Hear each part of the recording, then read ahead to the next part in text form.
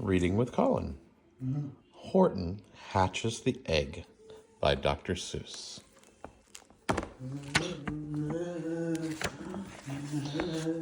Horton Hatches the Egg by Dr. Seuss. Published by Random House in New York.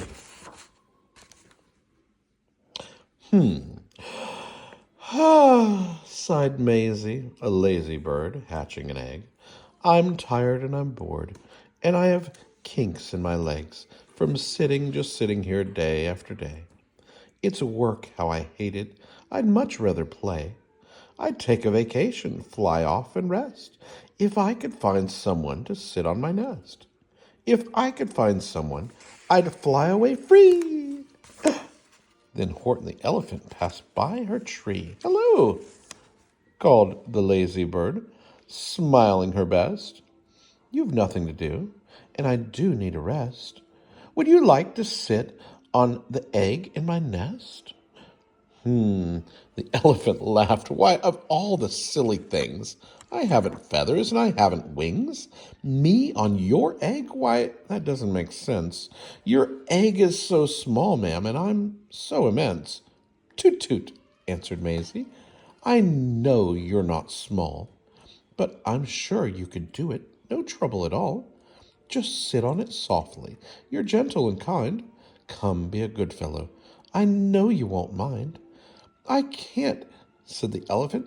"Please," begged the bird. "I won't be long gone, sir. I give you my word. I'll hurry right back. Why, I'll never be missed." "Well," said the elephant, "since you insist. You want a vacation, go fly off and take it. I'll sit on your egg, I'll try not to break it. I'll stay and be faithful, I mean what I say." "Toot toot," sang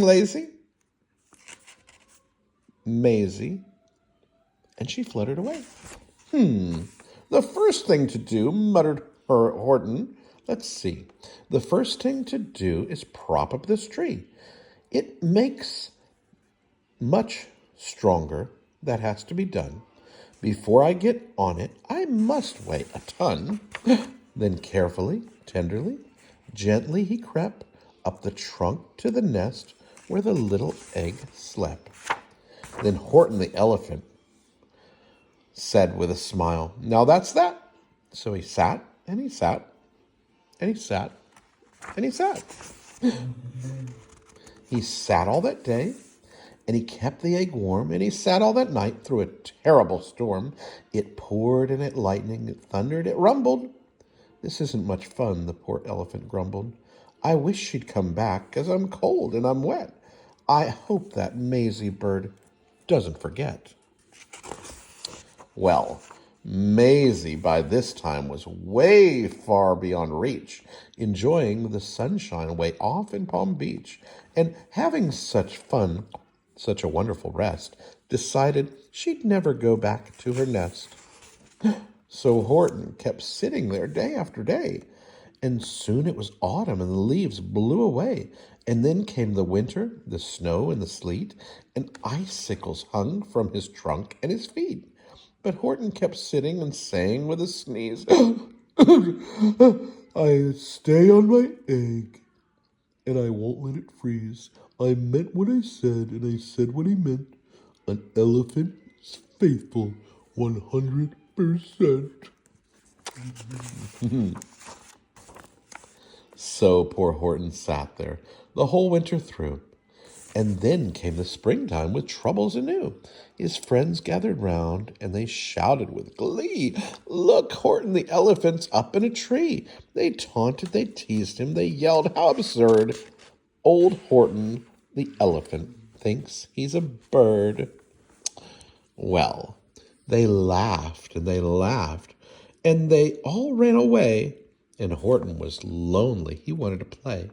But he sat on the egg and continued to say, "I meant what I said, and I said what I meant. An elephant's faithful 100%. Now, no matter what happens, this egg must be tended. Poor Horton's troubles were far, far from ended.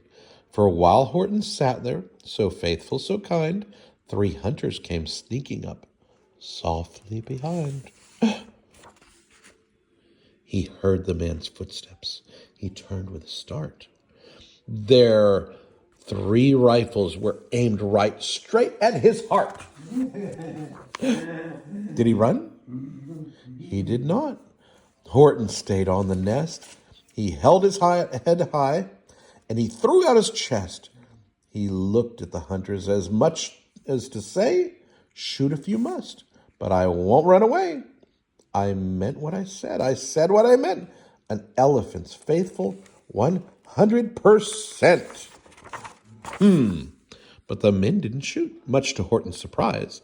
They dropped their 3 guns, and they stared with wide eyes. Look, they all shouted. Can such a thing be? An elephant sitting atop of a tree? It's strange. It's amazing.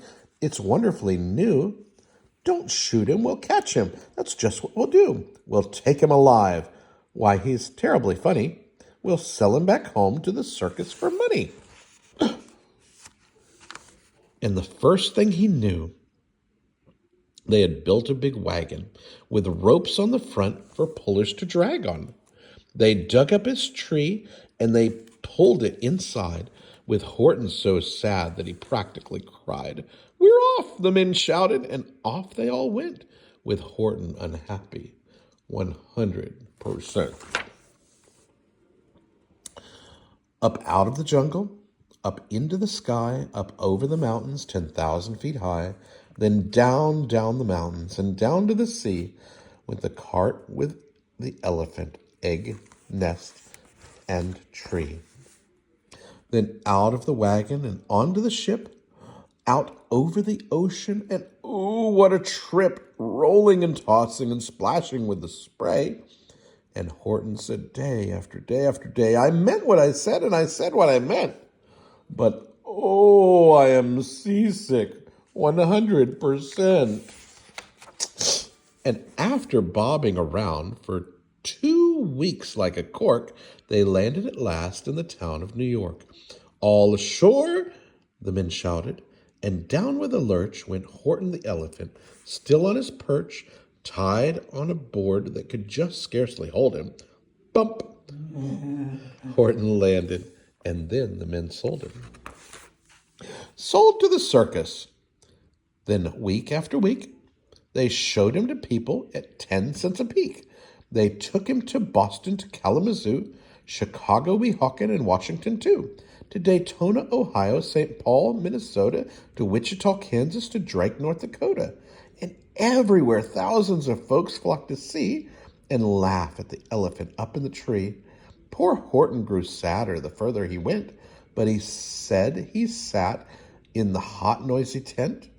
I meant what I said, and I said what I meant. An elephant's faithful 100%. Then one day, the circus show happened to reach a town way down south, not far from Palm Beach. And dwaddling along way up high in the sky, who of all people should chance to fly by but that old good-for-nothing bird, Runaway Maisie, still on vacation and still just as lazy.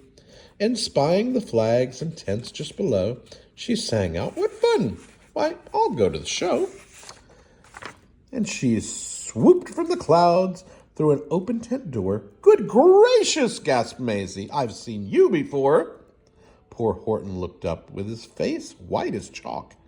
He started to speak, but before he could talk, there rang out a noise, an ear-splitting squeak, from the egg that he'd sat on for 51 weeks. A thumping, a bumping, a wild alive scratching. "My egg!" shouted Horton. "My egg, it is hatching." "But it's mine!" screamed the bird when she heard the egg crack. The work was all done. Now she wanted it back. "It's my egg," she sputtered. "You stole it from me. Get off of my nest and out of my tree." Poor Horton backed down with a sad, heavy heart. But at that very instant, the egg burst apart. Out of the pieces of red and white shell, from the egg that he'd sat on so long and so well, Horton the elephant saw something whiz. It had ears and a tail and a trunk just like his. And the people came shouting, "What's all this about?" They looked and they stared with their eyes popping out. Then they cheered and they cheered and they cheered more and more. They'd never seen anything like it before. "My goodness, my gracious," they shouted, "my word, it's something brand new. It's an elephant bird. And it should be like that." Because Horton was faithful, he sat and he sat. He meant what he said, and he said what he meant. And they sent him home happy, 100%. The end.